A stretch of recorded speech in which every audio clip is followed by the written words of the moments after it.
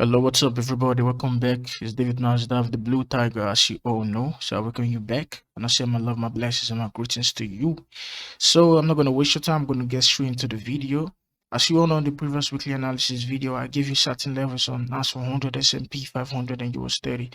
I told you I was expecting this high right here, which is the high of Tuesday, 15th of November, 2022. I told you I was expecting the high to get run over. As you can see, it got run over. And finally, this is my main target, final target. So we are yet to get to here. And also on S&P 500, I told you I was expecting the same high too on S&P 500, which was on the Tuesday, 15 November 2022. Same thing with nas100. Clean equal highs right there. Buy side liquidity resting above there. I told you I was expecting that to get taken out. And also on us30, I told you I was expecting the 50% of the fair value gap in the daily time frame to get met. And as you can see, all targets have been met, but except the main target, the final targets, which is on us30 is this S&P 500, this red line up here, this high of Tuesday, 13th of September 2022, all Tuesdays. And also on nas100, at least I'm expecting price to tap into this daily fair value gap. So mainly in this video, I'm just gonna give you guys like the top down analysis and what I can do going into the next week, what I'll be looking to do, and also what the previous week did that we can learn from. So as you all can see, price has been moving down. I don't want to move to the weekly time frame actually. So you can see the order flow has been bearish, run above buy side liquidity and drop into sell side, run above buy side, drop into sell side. So I would assume that I'll keep on taking sales until I see a major shift in the order flow, which I haven't seen yet. So on the higher time frame, I'll be looking for sales on the higher time frame. Now, when we drop down into the lower time frame, there are different legs that could form. So yeah, I could take buys in daily, but on the higher time frame, I'm having a bearish mindset, right? So I'm using this to frame my certain zones that I can be wary of. So I know where to take buys from and where to not take buys from. I know where to take sales from. I know where to not take sales from on the daily using the higher time frame. So this previous week, as you can see, first price dropped, took out this clean equal lows here and move there a little bit for you guys to see. This clean equal lows right here, price drops into that, absorbs the sell side liquidity, and what next? Buy side. This after sell side liquidity is being taken up, buy side is next. And what else? Where was that? That was in discount. As you can see, let me draw my ICT optimal trade entry. The fib, it was just below the 0.79 retracement level, which was in deep discount, right? As you can see, price absorbs the sell side liquidity there and runs to the buy side, right? What is next? Sell side. Now there's something the market does, right? This is what I this is what I say to myself, that new daily range has been formed. When sell side and buy side have been taken out simultaneously, I look for a new daily range, right? So in this case, the daily range for me is from this low right here to this high, right? Now, after sell side has been taken, buy side is next, and after buy side, sell side. As you can see, price actually taps into this daily fair value gap in here too. I'm gonna make that blue. Price taps into this daily fair value gap in here too. So we're trading around it. Didn't really close in the fair value gap to the 50%. Hold on, let me take this back to 50%. 50% is this line right here. Price didn't really close that, right? And it was also I kind of expected it. And also I usually say I look for buys and discounts, right? In this case, I could use this low to draw my fib, or this low. Why this other low and not this low, which is the main low of the daily range? This other low because I don't expect price to take out this low. Why don't I expect price to take out this low? This is something I call my internal energetic swing, right? It's taking out sell side liquidity here, taking out buy side with a very sharp move, and also is an order block in the daily time frame. Very valid low that I don't expect price to take out. So it's valid now to draw my fib from here because I don't expect price to take out that low. So if I even drew my fib from here to here, as you all can see, it was pretty close to the discount, right? pretty close to the discount, to the equilibrium, not even the discount yet, but it didn't tap into that. But in this case, it actually doesn't really matter if it actually drops a discount immediately. Now I'm gonna show you why it doesn't really matter at the moment, because if price is actually trying to get to a target so fast, you actually wouldn't see deep retracements, right? You really wouldn't see very deep retracements into the premium and the discount, depending on the situation. In this case, you're bullish, so sometimes you wouldn't really see deep retracements into the discount before it goes up. All price needs to do, this is something you need to take care of and take note of, is all price needs to do is valid sell side liquidity. But we are being bullish, right? Right now, I'm talking about being bullish. You can switch it vice versa. All price needs to do is valid sell side liquidity to run over. When it runs that sell side liquidity, smart money absorbs it, buys the sell stops resting below those sell side those lows, right? Below the sell side liquidity, buys the sell stops. That's all price needs to do to keep on running higher. So it doesn't actually need to come back in discount in order to get willing sellers, because the logic is when price, because let me draw this and explain to you. When price is in discount, it goes up. When it comes to discount, right, the logic is there's a lot of street money, which is like retail, that sees, oh, price has really gone down so much, so most people begin to sell, right? Most people begin to sell at discount. Everyone begins to look for sales in the discount. Why? They see, oh, it keeps on going down, so they keep on selling. Vice versa, if I also do this the other way, you're going to see something. Excuse me. Vice versa, if I also do this the other way, like this, when price comes down, right, and keeps on going up, this happens a lot in like in investing, right? So let's say price is in premium right now. A lot of people say, oh, price actually has been moving up so much, right? So what a lot of people begin to do is they then begin to look for buys, right? In this zone, smart money is actually looking for willing buyers so they can sell from whatever zones they have in here. So when price gets to premium, a lot of people are buying, and yes, that's what smart money needs, the liquidity of those buyers so they can sell that market down. Same logic here. So that's the reason why discount and premium zones are important. But now I've told you the main reason why premium and discount is important, because it's like it brings in willing buyers and willing sellers into the market. So there's an efficiency between buyers and sellers. Now in this case, we all know that there are willing sellers under here. So price doesn't actually need to come down to discount to get willing sellers for smart money to buy from, right? Now, how do we know there are willing sellers in here? You see this clean equal lows right here, right?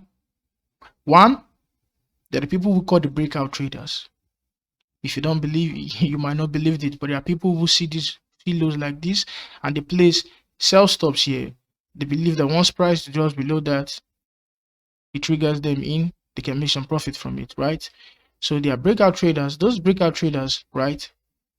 Some actually are scalpers, and some are long term, right? And this is the daily time frame. Mind you, this is the daily time frame where smart money, where institutions, large institutions actually pair their orders and look for targets. Is in the daily time frame, the higher time frame, right? So there are people who actually do stuff like this, maybe this, and their stop loss is above this high, or maybe this high if they want to be aggressive, or above this high, right? So breakout traders are one. Then the other traders are the support and resistance and pattern traders, right? As you all can see right here,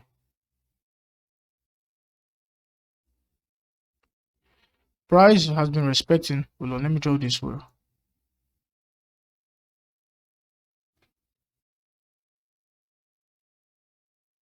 Price keeps on respecting this zone. So when price comes here, if you go to the 4 hours time frame, right, what are you gonna see? You're gonna see this. This is what they call, let me take this out now since you've understood what I mean. This is what they call the double bottom pattern, right? So there are a lot of people who are actually taking buys here. Like you can see there's a bullish engulfing candle, and yes, you can make profit from it, but if you don't know when to get out of your trade, that is when you can get burned by the market. So there are a lot of people who take these kind of buys, right? And when they take these buys, their stop loss is resting below here. And for their stop loss resting below here, what that stop loss, because you're buying, so your stop loss becomes a sell stop. And if you're selling, your stop loss becomes a buy stop. Because once price goes below here, you are saying, okay, I was willing to buy this market and I'm buying this market already, but if price goes below my entry to this certain level, then I'm willing to sell it back, right? I don't want to buy it any longer. Then the same logic is when I'm selling, if my stop loss is obviously going to be above the entry price. So if price actually goes above my entry price to actually level, then I want to buy back the market. I don't want to be selling any longer.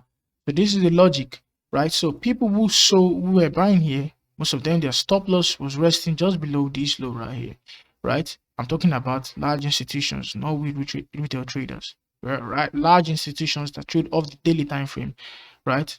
They're buying this stop loss below this, and this is what was targeted. Smart money buys the sell stops of those traders and takes it to where next? Buy stops. So from sell side to buy side to sell side, premium to discount, right? So sell side got taken out now and buy side got taken out. A new dealing range has been formed for us, and that new dealing range is from this low right here to this high. Now, like I told you, this is my target. So going into this week, as you all can see, price runs up, offers buy side.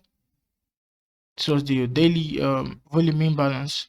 This was the weekly gap open that happened on Sunday market open. The market goes, trades above that, and this volume imbalance and this weekly, not just the volume balance, the weekly market open. The gap that usually opens on some weeks, not all weeks, those gaps can be used as support and resistance zones during the week.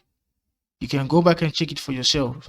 And as you all can see, price comes back here the first time, rejects off it, comes down, price trades above it, fine. But once price comes back to it, what do we see? A sharp rejection from this zone. So these zones, whenever there's a new week, you can just open. If there's a new week and there's a gap, market open gap, you can draw it across for the whole week, right? You can see how price, you can study how price reacts off it. So this happened on Tuesday, right?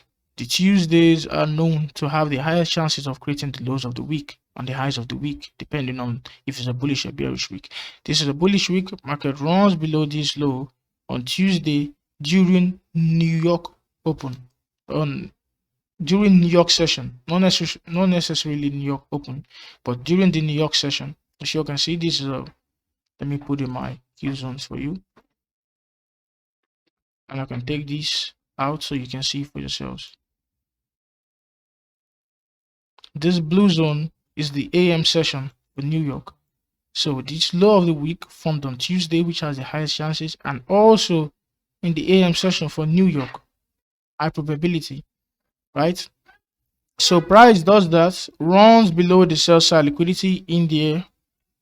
As we can see, that's all smart money needs. It doesn't have to really come down to discount any longer if it really wants to get to a target so quick. And what is the target in my opinion? I think it's this daily fair value gap in here, right? I think that's the target in my opinion. So price does that, it runs below it, goes up. Now let me show you something on S&P 500.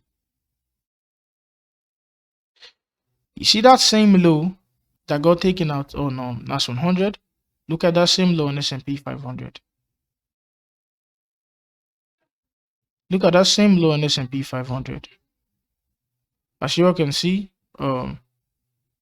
it's Thursday 17th November 2022. Thursday 17th November 2022. That same low that didn't get taken, that got taken out on nas100, did not get taken out on S&P 500. That's bullish divergence, because S&P 500 and nas100, they both move alike. What does the S&P 500 do? it runs below, it drops down, covering this fair value gap in here, tapping into a daily order block, and boom, it runs up, taking out this buy side liquidity. So I just really wanted to show you guys this. So this is, as you can see, this is clean order flow. The lows being supported. Run below these lows are not really shift the market structure, but run below sell side liquidity for smart money to buy those sell stops to keep on funding their buys with their to accumulate their buys, accumulate their longs, distribute the order, redistribute, and keep on going up till the target is being met. So this is my target, this high right here. This is a high. Then a lot of buy side liquidity is being like is resting above there. So this is my target. So I believe the order flow is going to keep on being bullish. What do I mean by that? Certain lows wouldn't get broken, right? One of the lows that I expect to not get broken, I won't really talk much on these yet, but this low I don't expect it to get broken till the price gets to this target. So if certain lows get broken, then you see there's a shift in order flow. Then what you thought would have been your target might have not been the target. That's just how it is. So this is my target, and if the order flow switches bearish, then I know this was actually not the target. Price only wanted to run into premium. But for now, I feel I'm pretty much confident, and I'm gonna keep on looking for buys till it gets here. That's for me. Same thing on us30. Price has really done pretty much what we wanted it, what we were wanting it to do on nas100 and s&P500. And if you don't know, these three pairs, they move alike. So price has already taken out this buy right here. I'm not really looking at much on us30, but at least I'm expecting it to close up this full daily fair value gap in here. I'm thinking it's gonna at least close it up. So that's why this right here is gonna be my last target. So yeah, this is what I'm looking at for this week. All links to my socials are gonna be in the description below. You can join my public Telegram where I post signals absolutely for free, and follow me up on my Instagram, my Twitter too. I post gems on my Twitter, post things on my Instagram too. I'm about to start posting educational reels on my Instagram, and come hang out with me on my public Telegram. So this is all for this video. Take care.